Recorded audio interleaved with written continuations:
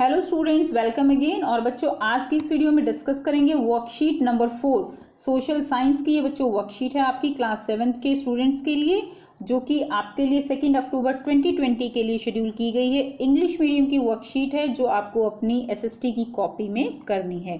तो चलिए स्टार्ट करते हैं। To know atmosphere. सो बच्चों, लास्ट जो वर्कशीट थी उसमें भी हमने जो है इसी तरह अलग अलग जो लेयर्स हैं उनके बारे में पढ़ा। ठीक है, इसमें जैसे हाइड्रोस्फीयर है उसके बारे में हमने पढ़ा। तो इसमें हम क्या पढ़ेंगे? इसमें हम पढ़ेंगे एटमॉस्फेयर के बारे में कि एटमॉस्फेयर क्या होता है। Atmosphere is a thin layer of air. हमारे चारों तरफ की जो एयर है वो क्या है? वो एटमॉस्फेयर है। That surrounds the earth. ये हमारी अर्थ को जो है क्या करती है? सराउंड्स यानी उसको घेरे रखती है। यानी जैसे ये हमारी अर्थ है तो इसके चारों तरफ क्या है? एटमॉस्फेयर है।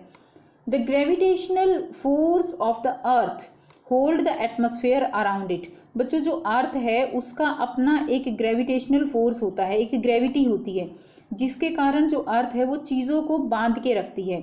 देखिए, जैसे हम अगर चल पाते हैं तो वो ग्रेविटेशन के कारण चल पाते हैं। जो भी चीज़ें अपनी जगह पर रखी हैं वो किसके कारण? वो भी ग्रेविटेशन के कारण ही अपनी जगह पर रखी हुई हैं।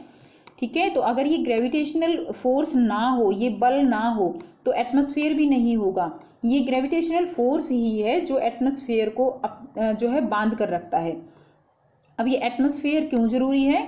It protect us from the harmful rays and scorching heat of the sun. ठीक है, जो स्कॉचिंग हीट है, यानी इसका क्या मतलब है कि देखिए, सन जो है बेटा, अगर एटमॉस्फेयर ना हो तो सन के पास इतनी ज़्यादा हीट है, वो हीट हमारे तक डायरेक्ट आएगी और उससे क्या होगा? टेम्परेचर बहुत ज़्यादा हाई हो जाता है और वो हम जो है सहन नहीं कर पाएंगे। ठीक है, इससे क्या होगा कि हम जो हमारा एटमॉस्फेयर है वो बहुत ज़्यादा गर्म हो जाएगा, वो हमारे लिए हार्मफुल होगा। दूसरा, जो सन रेज हैं उनके अंदर कुछ जो रेज हैं वो बहुत हार्मफुल होती हैं, जैसे अल्ट्रावायलेट रेज। अल्ट्रावायलेट रेज हमें स्किन कैंसर कॉज करती हैं। ओके, तो ये जो हमारा एटमॉस्फेयर है यही हमें इस तरह की रेज से क्या करता है? प्रोटेक्ट करता है। ये हमारे लिए एक ब्लैंकेट की तरह है।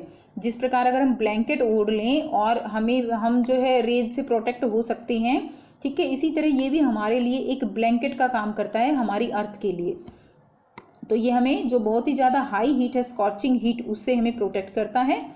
It consist of a number of gases, dust and water vapours. इसके अंदर बहुत सारी गैसेज होती हैं, डस्ट पार्टिकल्स हैं, वाटर वेपर्स हैं। Now learning by doing. तो आपको करनी है ये एक्टिविटी। क्या है देखते हैं।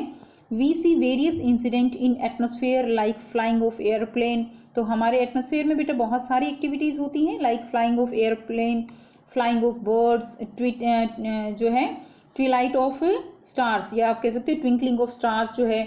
तो स्टार्स, बर्ड्स, ये सब हमारे एटमॉस्फेयर में क्या है? ये एक्टिविटीज़ होती हैं। आप और भी एक्टिविटी लिखिए जो आपको आती हैं।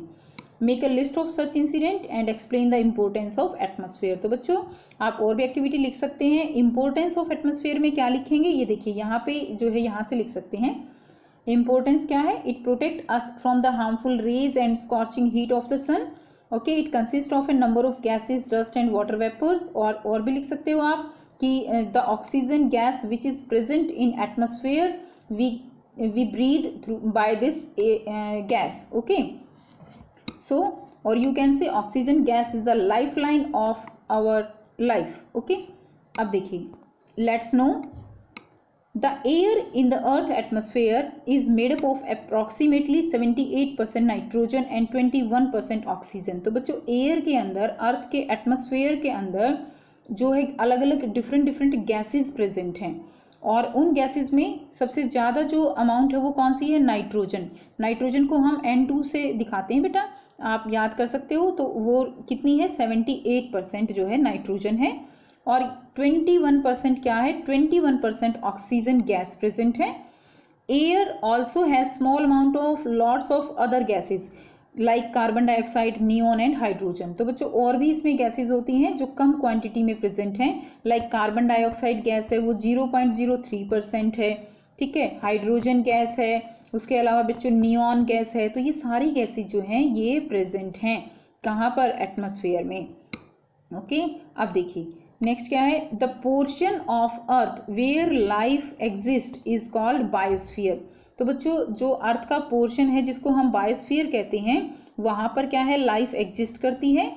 The biosphere is made of 3 parts called the lithosphere, atmosphere and hydrosphere. तो जो बायोस्फीयर है वो इन 3 लेयर से मिलकर बनी हुई है। कौन सी है? लिथोस्फीयर यानी जहां लैंड है, ये हम ऑलरेडी पढ़ चुके हैं। लैंड को क्या बोलते हैं? लिथोस्फीयर। एटमॉस्फेयर क्या है? हमारे चारों तरफ की एयर। हाइड्रो का मतलब क्या है? वाटर, तो हाइड्रोस्फीयर मतलब वाटर है, तो यानी जो वाटर की लेयर है उसको बोलते हैं हाइड्रोस्फीयर। तो बच्चों ये सारे मिलाकर बनता है बायोस्फीयर। बायो का मतलब क्या है? बायो का मतलब है प्लांट्स एंड एनिमल्स। तो प्लांट्स और एनिमल्स के लिए ये तीनों ही लेयर जब जरूरी हैं, अगर तीनों लेयर होंगी तभी क्या है, लाइफ पॉसिबल है और हम जो है जिंदा रह पाएंगे इन्हीं के कारण। अब देखिए यहाँ पर दिखाया गया है लेयर्स ऑफ द एटमॉस्फेयर। तो आप यहाँ से देख सकते हो लेयर्स ऑफ एटमॉस्फेयर आप लिखेंगे। देखिए जो अर्थ के सबसे नज़दीक है वो कौन सी है? ट्रोपोस्फियर। दूसरे नंबर पर स्ट्रेटोस्फियर, तीसरे नंबर पर है मीजोस्फियर, चौथे पर है थर्मोस्फियर और लास्ट में है बच्चों एक्सोस्फियर। ओके, ये 4 लेयर जो हैं, 5 लेयर हैं अर्थ की, एटमॉस्फेयर की। ओके, तो एटमॉस्फेयर की ये जो 5 लेयर हैं इनमें सबसे आउटर क्या होगी? एक्सोस्फियर, और जो अर्थ है उसके सबसे नज़दीक कौन सी है? ट्रोपोस्फियर। नेक्स्ट देखिए बेटा, अब हम क्वेश्चन आंसर करेंगे। What is biosphere? बायोस्फीयर क्या है? तो ये आंसर रहेगा आपका, ये लिखेंगे आप, the portion of the earth where life exist is called the biosphere. यहाँ से यहाँ तक भी लिख सकते हैं और आगे भी लिख सकते हैं। The biosphere is made of 3 parts called the lithosphere, atmosphere and hydrosphere. तो बेटा पूरा लिखिए, आपको लर्न भी करना है। नेक्स्ट देखिए, right the 5 layers of atmosphere. तो एटमॉस्फेयर की लेयर हमने अभी जो है यहाँ पे डिस्कस की हैं, ये अर्थ की एटमॉस्फेयर की लेयर हैं। ठीक है, तो ये आप जो है यहाँ से लिखिएगा number 1, number 2, number 3, number 4 and number 5। Next question देखिए, question number 3, fill in the blanks. So इसमें gases found in atmosphere are given below, fill in the blanks with each appropriate letter. तो फर्स्ट गैस कौन सी है, आपको इसको complete करना है। तो फर्स्ट गैस कौन सी है? NI से कौन सी गैस शुरू होती है? तो हम यहाँ पे लिखते जाएंगे। फर्स्ट जो है क्या है हमारी? नाइट्रोजन। ठीक है, तो नाइट्रोजन लिखेंगे NITROGEN, नाइट्रोजन। यहाँ पे मैं बेटा प्रतिशत ये परसेंटेज लिख देती हूँ, आपको याद जो है करनी है ये। नाइट्रोजन 78%। सेकेंड क्या दी हुई है? देखिए X और G दिया हुआ है ना, तो क्या है ये? ऑक्सीजन। आप लिखिए साथ साथ, ऑक्सीजन 21%। थर्ड दी हुई है बेटा कार्बन डाइऑक्साइड। थर्ड लिखिए CARBON, carbon dioxide, oxide OXID, oxide 0.03%। उसके बाद नंबर 4 पर क्या है बेटा? नंबर 4 पर है जो है नियॉन। ठीक है, क्लियर कर लेते हैं। नंबर 4 पर है नियॉन। ठीक है, नंबर 5 पर क्या है? देखिए हाइड्रोजन। नंबर 5 पर है हाइड्रोजन। जो ये हाइड्रोजन है बेटा ये एयर से भी बहुत हल्की होती है।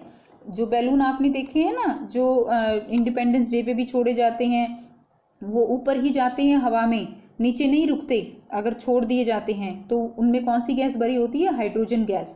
ऊपर ही क्यों जाते हैं? क्योंकि हाइड्रोजन गैस एयर से बिल्कुल हल्की होती है, इसलिए वो ऊपर जाते हैं। तो ये थी बच्चों आपकी आज की वर्कशीट। आई होप बेटा आपको क्वेश्चन और वर्कशीट क्लियर है। कोई प्रॉब्लम है तो आप कमेंट करके ज़रूर पूछिए। और वीडियो कैसी लगी आप कमेंट करके बताइए। अच्छी लगी तो लाइक शेयर ज़रूर कीजिए। चैनल को सब्सक्राइब करना ना भूलें। Thanks for watching.